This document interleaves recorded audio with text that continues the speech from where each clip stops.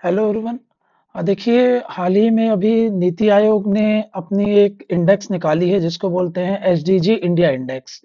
ठीक है, उसमें हम देखेंगे कि कौन से स्टेट ने कैसा परफॉर्मेंस किया है और कौन कौन से पॉसिबल एरियाज हैं जहां से क्वेश्चन आ सकते हैं। तो उनको एक नज़र हम देख लेते हैं ताकि अगर एग्जाम में उनसे रिलेटेड कोई क्वेश्चंस आए तब हम उसको कर लें। ठीक है, तो जो अभी लेटेस्ट आपकी रिपोर्ट है उसके आधार पर हम स्टेट के परफॉर्मेंस देखना चाह रहे हैं और यूनियन टेरिटरी के परफॉर्मेंस देख रहे हैं। ठीक है, तो चलिए स्टार्ट करते हैं।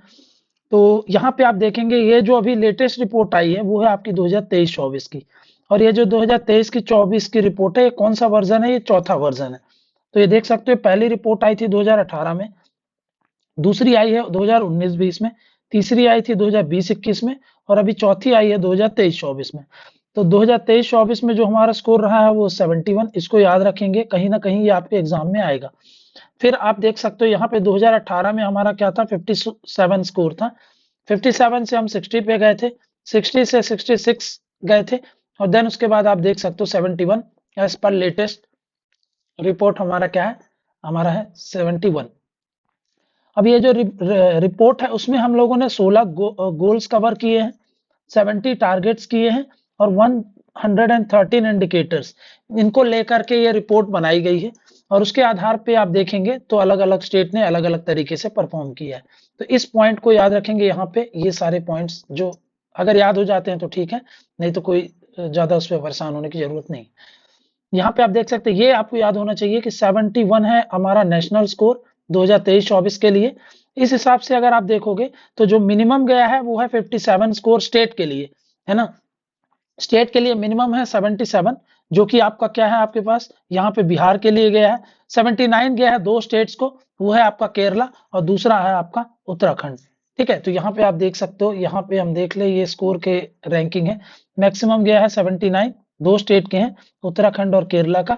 मिनिमम जो गया है वो है बिहार का, बिहार का कितना गया है 57। फिर यूनियन टेरिटरी में अगर बात करें तो मैक्सिमम गया है 77 और मिनिमम गया है 65। मिनिमम है लद्दाख का, मैक्सिमम आपके पास चंडीगढ़ का। ठीक है, तो यहाँ पे आप ये रिपोर्ट में समझ सकते हैं। ठीक है, तो ये है स्टेट वाइज मिनिमम स्कोर इतना है और यूनियन टेरिटरी का मिनिमम स्कोर इतना है 65, मैक्सिमम है 77। ये वाली जो रिपोर्ट आई है, इस रिपोर्ट में सिर्फ 4 ही स्टेट ऐसे हैं जो अब उसमें है आपके पास परफॉर्मर स्टेट में है। यहाँ पे आप देख सकते हो 4 स्टेट्स ऐसे हैं, यहाँ पे आप देख परफॉर्मर बोल रहा हूँ, ये आपका खुल जाए। ये देखो, ये 4 स्टेट ऐसे हैं यहाँ पे जो परफॉर्मर कैटेगरी में है ना। और बाकी जो है वो सब के सब फ्रंट रनर में आ चुके हैं, है ना। ये सारे स्टेट जो है फ्रंट रनर में आ गए हैं। तो यहाँ पे देख सकते हो आप, सारे के सारे स्टेट आपके फ्रंट रनर में हैं। 4 स्टेट आपके क्या है, परफॉर्मर में है। तो यहाँ पे देख सकते हो 4 स्टेट कौन कौन से हैं। तो ये आप देख सकते हो, ये है आपके पास बिहार, ये है आपके पास झारखंड, ये है मेघालय और ये है नागालैंड। ठीक है, तो ये देख सकते हो मेघालय, नागालैंड, झारखंड, बिहार, ये 4 स्टेट कैसे हैं आपके पास, परफॉर्मर कैटेगरी में है। तो इस पॉइंट को याद रखना, बाकी सब के सब आपके फ्रंट रनर में आ गए हैं।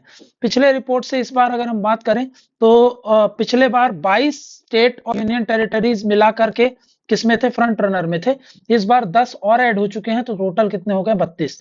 तो 32 स्टेट एंड यूनियन टेरिटरी हैं जो अब फ्रंट रनर की कैटेगरी में आ गए हैं।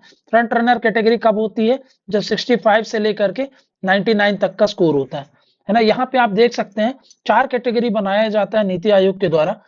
एक को बोलते हैं एस्पिरेंट, अगर आपका स्कोर 50 से कम है तो एस्पिरेंट। अगर आपका स्कोर 50 से लेकर के 64 तक है तब आप परफॉर्मर कैटेगरी में आते हो। फ्रंट रनर तब होता है जब 65 से लेकर के 99 में आप आते हो। और अचीवर तब होता है जब आपका स्कोर कितना होता है, 100 होता है।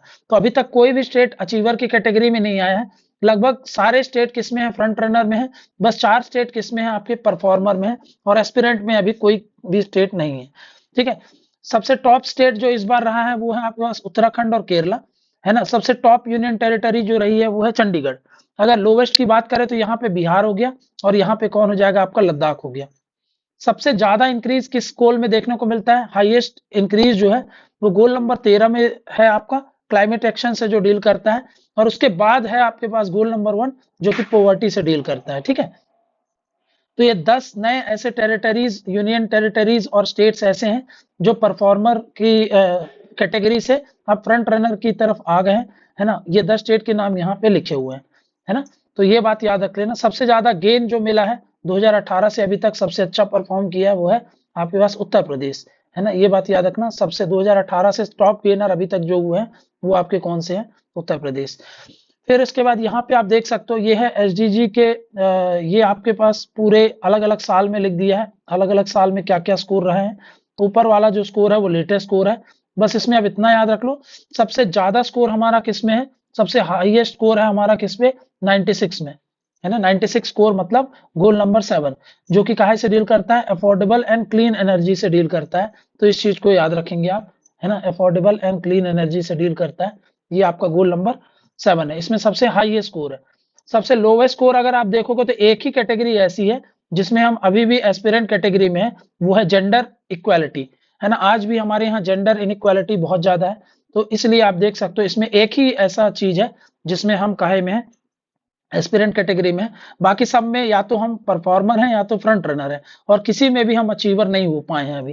ठीक है, तो यहाँ पे परफॉर्मर में देख लो 4 हैं, कौन कौन से, SDG goal number 2, SDG goal number 4, फिर एसडीजी गोल नंबर 9, है ना। तो ये आप देख सकते हो इनमें हम परफॉर्मर में 2, 4 और 9।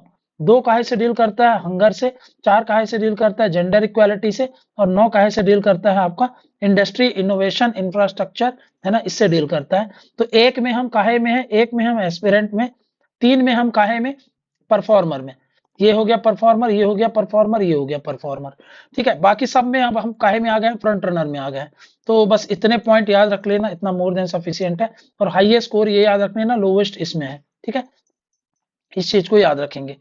ठीक है, तो यहाँ से ये जो क्वेश्चंस यहाँ पे जो भी स्क्रीनशॉट में लिखा है वो आपके लिए इंपॉर्टेंट है एग्जाम के लिए। ठीक है, अब यहाँ पे आप देख सकते हो, यहाँ पे स्टेट वाइज पूरा दिया हुआ, पीडीएफ आपको डिस्क्रिप्शन बॉक्स में मिल जाएगी इसकी, है ना। यहाँ पे अगर हम बात करें स्कोर की, तो यहाँ पे आप देख सकते हो शुरू के जो दो स्टेट्स हैं 79 के साथ, वो कौन से हैं आपके पास, वो आपके पास केरला और उत्तराखंड है। फिर उसके बाद यहाँ पे आप देख सकते हो, यहाँ पे बॉटम के 2 जो हैं वो है आपके पास झारखंड और बिहार। सबसे कम किसका है, बिहार का। ठीक है, 4 स्टेट ऐसे हैं जो अभी भी काहे में, परफॉर्मर में है ना। इस बात को याद रखेंगे, 4 स्टेट अभी भी काहे में, परफॉर्मर में है। फिर अगर हम बात करें यूनियन टेरिटरी में सबसे अच्छा परफॉर्मेंस किसका है, तो चंडीगढ़ का है। एंड देन सबसे बेस्ट परफॉर्मेंस जो है वो किसका है, आपका लद्दाख का है। ठीक है, इस बात को याद रखेंगे। ये थी 2018 का। 18 में जब हमारा स्कोर था वो था 57, और इस समय देख सकते हो बस कुछ ही स्टेट कुछ ही स्टेट जो थे फ्रंट रनर में थे। बाकी ये सब देख रहे हो आप, ये सब परफॉर्मर की कैटेगरी में थे, है ना, ये परफॉर्मर थे। और बाद में अभी ये जो थे ये आपके एस्पिरेंट की कैटेगरी में थे, है ना, ये आपने एस्पिरेंट की कैटेगरी में थे। ठीक है, अब बाद में जैसे जैसे आप देख सकते हो यहाँ पर ये इंक्रीज होता गया, ये आपका फ्रंट रनर इंक्रीज होता गया, यहाँ पे देख सकते हो आप, और ये येलो वाला एरिया कम होने लगा। और इसके बाद ये देख सकते हो 2020-21 में आप देख सकते हो ये परफॉर्मर स्टेट थे, ये बढ़ गए, बहुत सारे बढ़ गए फ्रंट रनर में, है ना। और अचीवर अभी भी कोई नहीं है, और एस्पिरेंट अब थे ही नहीं, अब कोई भी एस्पिरेंट नहीं है। पहले यहाँ पे तो बहुत सारे एस्पिरेंट थे, है ना, यहाँ पे ही खत्म हो गए थे एस्पिरेंट। एंड देन यहाँ पे आप देख सकते हो शुरू में ऐसा परफॉर्मेंस देखने को मिल रहा था। एट प्रेजेंट अगर हम बात करें, एट प्रेजेंट 2023 शॉप इसकी रिपोर्ट में नेशनल जो स्कोर है हमारा वो 71 है, इसको याद कर लेना। और यहाँ पे 4 स्टेट ही अब ऐसे हैं जो आपके किसमें है, परफॉर्मर कैटेगरी में है। बाकी सब काहे में आ गए हैं, फ्रंट रनर की कैटेगरी में आ गए हैं, उसकी श्रेणी में आ चुके हैं। ठीक है, इस चीज को याद रखेंगे। फिर उसके बाद अब आपसे पूछेगा कि कौन से गोल में कौन से स्टेट ने ज्यादा अच्छा परफॉर्मेंस किया है, तो मैं यहाँ पे टॉप स्टेट्स आपको बता देता हूँ।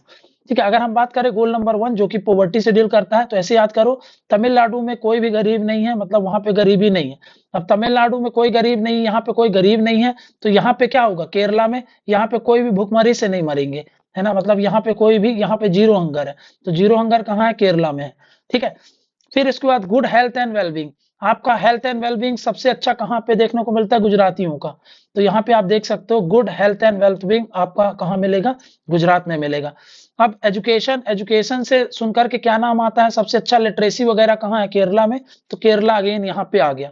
फिर इसके बाद जेंडर इक्वालिटी, जेंडर इक्वालिटी इसको रटो आप, नागालैंड में सबसे ज्यादा, मतलब वहां पे कोई भी डिस्क्रिमिनेशन नहीं है, ऐसा करके याद कर लो आप। तो यहाँ पे जेंडर इक्वालिटी सबसे अच्छी कहाँ है, सबसे अच्छा परफॉर्मेंस कहाँ है, नागालैंड में, है ना। तो यहाँ पे आप देख सकते हो क्लीन वाटर। अब वाटर आपको कहाँ देखने को मिलेगा? गोवा में जाते हो वाटर देखने, बीच देखने, तो water and clean water and sanitation कहाँ है आपके पास? गोवा में है। फिर उसके बाद ये याद नहीं रखना है अफोर्डेबल, जो आपका अफोर्डेबल एंड क्लीन एनर्जी है, जो गोल नंबर 7 है, क्योंकि इसमें बहुत सारे स्टेट्स हैं, इसलिए बहुत सबने इक्वल परफॉर्मेंस की है। अब देखो डिसेंट वर्क और इकोनॉमिक ग्रोथ, जो कि गोल नंबर 6 है। तो आपको काम करने के लिए कहाँ जाना पड़ता है? काम करने के लिए हिमाचल प्रदेश में अच्छा है, वहां का जो आप देखोगे वातावरण इतना अच्छा है, तो वहां पे आपको काम करने में अच्छा लगेगा। तो ऐसे करके याद कर लो, है ना। डिसेंट वर्क और इकोनॉमिक जो ग्रोथ है वो हिमाचल प्रदेश की आपको सबसे अच्छी देखने को मिली है।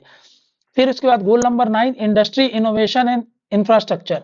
तो यहाँ पे आप देख सकते हो इंडस्ट्री इनोवेशन और इंफ्रास्ट्रक्चर, अच्छे अच्छे इंफ्रास्ट्रक्चर बनाए गए हैं गोवा में, ताकि लोग ज्यादा से ज्यादा लोग वहां पर आए और वहां पे टूरिज्म को प्रमोट करें। तो ऐसे करके याद कर सकते हो, इंडस्ट्री इनोवेशन और इंफ्रास्ट्रक्चर में गोवा ने सबसे अच्छा टॉप मतलब परफॉर्मेंस किया है और नंबर 1 पे रहा है। फिर अगर बात करें रिड्यूस इनइक्वालिटी, इनइक्वालिटी भी उसमें भी आपका गोवा है। यहाँ पर भी आपको कोई भी, वो याद रखना, पांचवा जो है वो जेंडर इक्वालिटी है। अब ये ओवरऑल इनइक्वालिटी है, गोवा में तो सब जाते हैं ना, तो ऐसे करके याद कर लो, गोवा सबके लिए खुला है, वहां पर कोई भी व्यक्ति आ सकता है, किसी भी देश से आ सकता है, तो कोई डिस्क्रिमिनेशन नहीं किया जाता वहां। तो ये आपका क्या हो गया? Reduce inequality. फिर इसके बाद यहाँ पे देखो सस्टेनेबल सिटीज। अब सबसे ज्यादा अर्बनाइज स्टेट कौन सा है? सबसे ज्यादा शहर किस स्टेट में है? महाराष्ट्र में है। तो वैसे भी सेंसस में हम पढ़ते हैं ना, सबसे ज्यादा जो अर्बन सेंटर्स हैं वो महाराष्ट्र में है। तो वैसे याद कर लो, सबसे ज्यादा सस्टेनेबल सिटीज एंड कम्युनिटीज कहाँ पे है? महाराष्ट्र में है। फिर उसके बाद अब देखो रेस्पॉन्सिबल कंजम्पशन एंड प्रोडक्शन। अब इसमें आप देख सकते हो रेस्पॉन्सिबल कंजम्पशन एंड प्रोडक्शन में आपके पास क्या है? त्रिपुरा, है ना। एक दो है, आप ट्रिक बना लेना कैसे भी करके। तो ये रेस्पॉन्सिबल कंजम्पशन एंड प्रोडक्शन के लिए त्रिपुरा है ना। तो यहाँ पे आप त्रिपुरा याद रखेंगे। क्लाइमेट एक्शन, अब क्लाइमेट सबसे अच्छा है कहाँ का है? कहाँ घूमने जाते हैं लोग सबसे ज्यादा? तो वो है सिक्किम, है ना। सिक्किम का क्लाइमेट के आधार पे सिक्किम बहुत ज्यादा टूरिस्ट जाते हैं सिक्किम घूमने। तो क्लाइमेट एक्शन कहाँ है? सिक्किम में। सिक्किम के साथ साथ यहाँ पे आप देख सकते हो तमिलनाडु भी वहीं पर, दोनों बराबर हैं।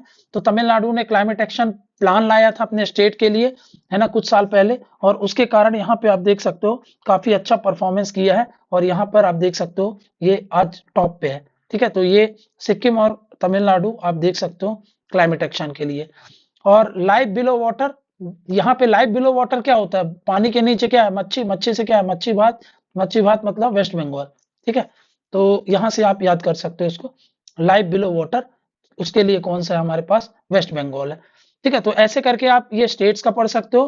कुछ मैं आपको यूनियन टेरिटरीज का समझा देता हूँ। जैसे इसमें तो बहुत सारे लोगों ने परफॉर्मेंस किया, फिर भी आप एक नजर देख लेना। अब देखो हंगर, हंगर यहाँ पे आप देख सकते हो, इसके लिए पुडुचेरी है, हंगर के लिए पुडुचेरी याद रखना। ठीक है, अब कुछ भी ट्रिक बना लो आप कैसे भी करके, है ना, उसको याद कर लेना है आपको। अब हेल्थ, हेल्थ और एजुकेशन दोनों में दिल्ली है। देखो हेल्थ के लिए क्यों दिल्ली है? जैसे दिल्ली में मोहल्ला क्लिनिक करके मॉडल चलाया था, है ना, उसके कारण समझ लो आप कि दिल्ली का बहुत अच्छा परफॉर्मेंस हुआ, बहुत अच्छा करा है उन्होंने, और वहां पे आप देख सकते हो दिल्ली नंबर 1 पे है। यूनियन टेरिटरी में एजुकेशन में आप देख सकते हो, एजुकेशन में क्या है हमारे पास यहाँ पे, क्योंकि दिल्ली मॉडल ऑफ एजुकेशन आपने सुना होगा, दिल्ली मॉडल बहुत ज्यादा चल रहा था, तो उसके कारण दिल्ली ने बहुत अच्छा परफॉर्मेंस किया है। तो हेल्थ और एजुकेशन दोनों में कौन है? आपका दिल्ली है। फिर उसके बाद जेंडर इक्वालिटी, हमारा लक्ष्य क्या होता है? हमेशा हमारा लक्ष्य यही होता है कि दोनों के बीच में, मेल फीमेल के बीच में इक्वालिटी बनी रहे, है ना। तो यही है आपका क्या? लक्षद्वीप। ठीक है, लक्षद्वीप। फिर इसके बाद clean water and sanitation, water कहाँ मिलेगा? अंडमान निकोबार में ही मिलेगा, है ना, है ना। आइलैंड वो कौन से हैं आपके यूनियन टेरिटरी? सबसे ज्यादा पानी किसमें है? अंडमान निकोबार में ही होगा ना, क्योंकि लक्षद्वीप छोटा सा पड़ जाता है। तो इसे करके याद कर लो, अंडमान एंड निकोबार। फिर इसमें याद नहीं रखना है क्योंकि बहुत सारे हैं। अब यहाँ पे देखो, यहाँ पे बताया था जैसे काम करने जाओगे तो आप हिमाचल जाते हो, हिमाचल नहीं जाओगे तो यूनियन टेरिटरी में कहाँ पे जाओगे आप? सिक्किम में, सिक्किम बोल रहा हूँ, लद्दाख में जाओगे। ठीक है, तो ये लद्दाख आपका इसका आंसर हो जाएगा। फिर यहाँ पे आप देख सकते हो, फिर उसके बाद यहाँ पर इंडस्ट्री इनोवेशन और इंफ्रास्ट्रक्चर में पौंडीचेरी है, या फिर पुडुचेरी बोल दो। फिर उसके बाद इनइक्वालिटी में भी पुडुचेरी है ना। तो ये दोनों में पुडुचेरी है, इनको याद रखना है। सस्टेनेबल सिटीज, है ना, सिटीज में अब देखो, सिटीज सबसे बड़ी तो वैसे दिल्ली है, लेकिन दिल्ली में कोई रहना नहीं चाहता, तो लोग कहाँ जाते हैं? चंडीगढ़ शिफ्ट होते हैं। तो चंडीगढ़ आपका सस्टेनेबल सिटीज हो गया। और फिर रेस्पॉन्सिबल कंजम्पशन एंड प्रोडक्शन में आपका जम्मू कश्मीर है। क्लाइमेट एक्शन के लिए सबसे अच्छा जो परफॉर्म किया है वो दिल्ली तो हो ही नहीं सकता, है ना, तो यहाँ पे आप देख सकते हो चंडीगढ़ है, ठीक है, तो क्लाइमेट चेंज के लिए चंडीगढ़ है। तो इस चीज को आप याद रखेंगे। तो यहाँ से आप अलग अलग स्टेट का परफॉर्मेंस भी समझा देंगे कि क्या उन्होंने परफॉर्म किया है। ये है की हाईलाइट। जहां पर गोल नंबर 13 है वो आपका हाईएस्ट इंक्रीज देखने को मिला है ना, जहां पे 54 से लेकर के 67 है, 54 से 67 हुआ है तो बहुत ज्यादा इंक्रीज हुआ है। और उसके बाद आप देखोगे गोल नंबर 1 जो कि 60 से लेकर के 72 तक आपको देखने को मिलता है, सेकंड हाईएस्ट ग्रोथ है ये, ठीक है। फिर इसके बाद बोला कि सबसे कम जो अभी भी हमारा सबसे कम परफॉर्मेंस है या फिर वर्स्ट परफॉर्मेंस है, गोल नंबर 5 पे है, जो कि जेंडर इक्वालिटी से डील करता है। इस चीज को भी थोड़ा सा याद रखेंगे। फिर इसके बाद ये है आपके पास उत्तराखंड और केरला, ये आपके टॉप पे हैं, ये मैंने आपको समझा ही दिया है ना। 32 स्टेट्स ऐसे हैं जो इस कैटेगरी में आ चुके हैं, ठीक है। तो ये मैंने आपको समझा दिया पूरा इसको लेकर के, ठीक है। अब यहाँ पे देखो रैंक कैसे निकालते हैं, ये रैंक ऐसे निकालते हैं। अब जनरली जो बुक्स वगैरह होती हैं कई बार वो रैंक दे देती हैं। अब रैंक, अब इसको कई बार 1 दे देती है, इसको 2 दे देती है, 3 है, ये 4 है, ये 5 है, 6 ऐसे करके आप रैंक दे देते हो। लेकिन आप कायदे से देखोगे तो ये दोनों तो एक ही स्पॉट पे हो गए ना, 79 79, ये 77 77, है ना। तो ऐसे करके आप, ये 74 74 है, तो आप कैसे आप रैंक दे दे रहे हो। तो कई लोग क्या करते हैं, रैंक दे दे रहे हैं, तो वो अगर रैंक दे नहीं है तो फिर ये दोनों को आप एक लोगे, इन दोनों के ये तीसरा रैंक होगा, ये दूसरा रैंक होगा, है ना, ऐसे करना पड़ेगा आपको, ठीक है। तो ये ऐसे काम करता है, इस चीज को थोड़ा सा याद रखना, ठीक है। तो ये लोग क्या करते हैं, यहाँ पे स्कोर यहाँ पे लिख दिए, और ये आपका स्कोर एक बराबर है, और इसके हिसाब से ये यहाँ पे प्लॉट कर देते हैं, ठीक है। यूनियन टेरिटरीज, मुझे लगता है स्कोर पूछेंगे, रैंक वो नहीं पूछते हैं, है ना। बट ठीक है, अगर आपको करना है तो आप एक बार ये फाइल मैंने आपको दे दी है, तो इसमें आप देख सकते हो, है ना, कौन से आप जिस स्टेट के भी हो, आप यहाँ पे आप देख लेना अपना, ठीक है। तो यहाँ पे हम लोगों ने ये समझ लिया। अब फटाक से देख लेते हैं इसका एवोल्यूशन क्या है। हिस्टोरिकल एवोल्यूशन की अगर हम बात करें, तो जो टर्म है सस्टेनेबल डेवलपमेंट का, उसको किसने पॉपुलराइज किया था, तो ये बहुत पूछता है किसके द्वारा पॉपुलराइज किया गया। तो ब्रंटलैंड कमीशन आई थी, उस ब्रंटलैंड कमीशन जो नॉर्वे के हेड थे, उन्होंने इसको हेड किया था, मतलब लीड किया था इस कमीशन को, उन्हीं के नाम पे ब्रंटलैंड पड़ा है। और ये रिपोर्ट आई थी 1987 में, और इसी रिपोर्ट में, इस रिपोर्ट का नाम था अवर कॉमन फ्यूचर। और इसी रिपोर्ट ने पहली बार, है ना, पहली बार आपका कंसाइज डेफिनेशन दी थी सस्टेनेबल डेवलपमेंट की। तो सस्टेनेबल डेवलपमेंट की जो डेफिनेशन है वो ब्रंटलैंड कमीशन की रिपोर्ट आई थी 1987 में, उसमें दिया गया था, है ना। अगर हम इवोल्यूशन की बात कर लें यहाँ पे, तो आप देख सकते हो 1972 में आपका यूएन का कॉन्फ्रेंस हुआ था स्टॉकहोम में, जिसको स्टॉकहोम वो बोलते हैं, स्टॉकहोम कन्वेंशन बोलते हैं, ठीक है। इसमें इसने पहली बार जिक्र तो किया था सस्टेनेबल डेवलपमेंट का, लेकिन इसने डिफाइन नहीं किया था, है ना, एक्सप्लिटली डिफाइन नहीं किया था। ये जो एक्सप्लिटली आया था वो 1987 में ब्रंटलैंड कमीशन की रिपोर्ट में आया था, जिसको बोलते हैं आवर कॉमन फ्यूचर। और इस कॉमन फ्यूचर में आप देखोगे तो ये इसने डिफाइन किया था पहली बार, जिसको बोलते हैं हम सस्टेनेबल डेवलपमेंट। ये बोलता है सस्टेनेबल डेवलपमेंट किसको बोलते हैं, ऐसा डेवलपमेंट जो प्रेजेंट की नीड को फुलफिल करे, और फ्यूचर की जनरेशन है उनकी उनकी उनको भी ध्यान में रखते हुए अगर हम प्रेजेंट की नीड को फुलफिल कर रहे हैं तो उसी को क्या बोला जाएगा, सस्टेनेबल डेवलपमेंट। तो development which meets the needs of present without compromising the ability of future generation to meet their own needs, है ना। आज की नीड को पूरी करे फ्यूचर को ध्यान में रखते हुए, यही क्या है आपके पास, सस्टेनेबल डेवलपमेंट। 1992 में फिर इसी रिपोर्ट के आधार पर एक कन्वेंशन रखा गया था, जिसको बोलते हैं रियो अर्थ समिट, है ना। रियो अर्थ समिट 92 में आया था, है ना, और उसमें एक कॉम्प्रिहेंसिव प्लान बनाया गया था सस्टेनेबल डेवलपमेंट के लिए, जिसमें आप लोगों ने एक एजेंडा 21 सुना होगा। एजेंडा 21 आया था, है ना, वो सस्टेनेबल डेवलपमेंट को प्रमोट करने के लिए आया था, ताकि 21st सेंचुरी में हम सस्टेनेबल डेवलपमेंट की तरफ जा सकें। फिर 2000 में आप देख सकते हो एमडीजी गोल्स आए थे, मिलेनियम डेवलपमेंट गोल्स आए थे, है ना, जिसमें आप मिलेनियम डेवलपमेंट गोल्स आए थे और वो 2015 तक चलने थे, है ना। और फिर 2015 के बाद से आप देखोगे यूएन ने अडॉप्ट कर लिया क्या, सस्टेनेबल डेवलपमेंट गोल्स, जिसमें आपके 17 गोल्स हैं और 169 टारगेट्स हैं, है ना। तो ये देख सकते हो आप, यहाँ पे कई बार अगर मान लो एक नाम आता है कि जो सस्टेनेबल डेवलपमेंट टर्म है वो किसने दिया है, तो यहाँ पे बारबरा वार्ड एक महिला है ना, इनका पूरा नाम है बारबरा वार्ड लेडी जैक्सन, अगर ये नाम मिलता है तो आप उसमें टिक मार देना। इन्होंने टर्म दिया था क्या, इसको बोलते हैं सस्टेनेबल डेवलपमेंट। हाउएवर मैंने आपको बताया था कि जो ग्रो हरलम ब्रंटलैंड है, ये फॉर्मर प्राइम मिनिस्टर थे नॉर्वे के, यही इस ब्रंटलैंड कमीशन के अध्यक्ष थे, और इन्हीं के नाम पर ब्रंटलैंड रिपोर्ट आई थी, है ना, जिसको बोलते हैं अवर कॉमन फ्यूचर 1987 में। Father of sustainable development in India M S Swaminathan ji को माना जाता है। और उसके अलावा एक व्यक्ति और है जो बहुत ज्यादा सस्टेनेबल डेवलपमेंट में काम किया है, उनका नाम है अशोक खोसला। ठीक है। एमडीजी जो गोल्स हैं, एमडीजी गोल्स की अगर बात करें तो यहाँ पे आप देख सकते हो 2000 में ये आया था, यूएन ने इसको 2000 में अडॉप्ट किया था, और 2015 तक का टारगेट था, जिसमें ये 8 चीजें आपको इन पे काम करना था।